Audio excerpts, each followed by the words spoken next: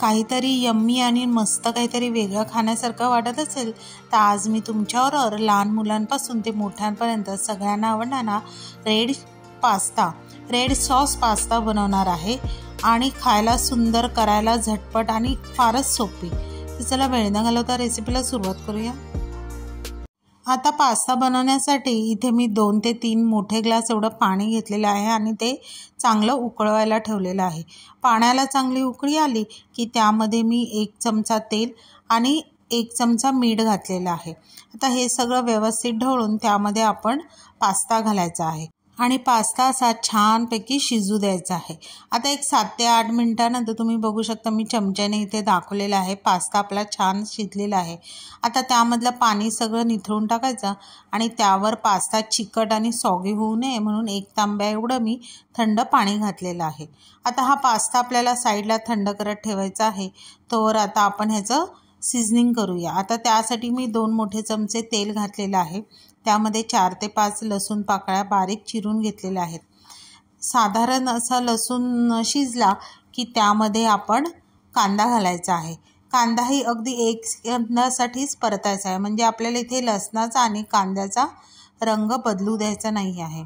आता त्यामध्येच मी तिन्ही प्रकारच्या म्हणजे लाल, पिवळी, शिमला मिरची घातलेली आहे। आता हे 1 सेकंदासाठी परतून झाल्यावर त्यामध्ये मी 3 टोमॅटे उकडून थंड करून मिक्सरला वाटलेले आहेत। आता हे टोमॅटे मी आधीच उकडलेले असल्यामुळे वेगळे असे जास्त शिजवण्याची गरज नाही आहे।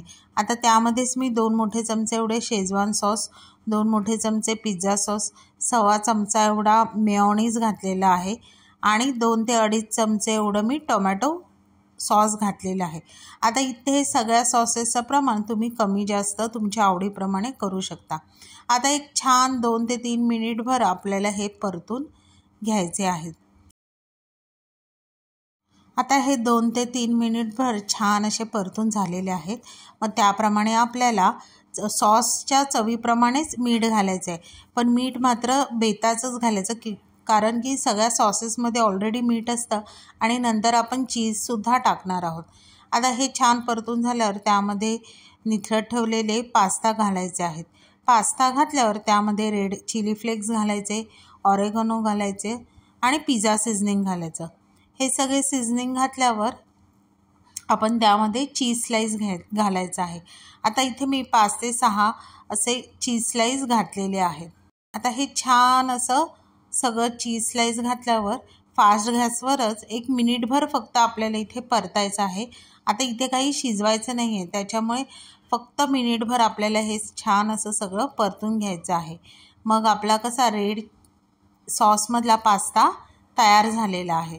आता तुम्ही इथे बघू शकता चीज छान असं मेल्ट झालेलं आहे आणि आता आपला पास्तासुद्धा तयार झालेला आहे। तर चला आता आपण पास्ता सर्व करूया। तुम्ही इथे बघू शकता सर्व करताना सुद्धा पास्ता असा सॉगी झाला नाही आहे, ड्राय झालेला नाही आहे। आपण वापरलेल्या टोमॅटो सॉसमुळे आणि चीजमुळे पास्ता हा छान चीजी आणि क्रीमी झालेला आहे। आता हे सजावटीसाठी थोडंसं मी मेल्टेड चीज इथे घातलेलं आहे आणि आपला हा पास्ता आपल्या लहान मुलांना खायला रेडी आहे। मग नक्की तुम्ही ही रेसिपी घरी ट्राय करून बघा। रेसिपी आवडली तर रेसिपीला लाईक करा, शेअर करा, कमेंट करा। चॅनलवर नवीन असाल तर चॅनलला सबस्क्राईब करा आणि अशाच नवीन व्हिडिओच्या नोटिफिकेशनसाठी बेल आयकॉनला प्रेस करायला विसरू नका। तोपर्यंत मस्त राहा।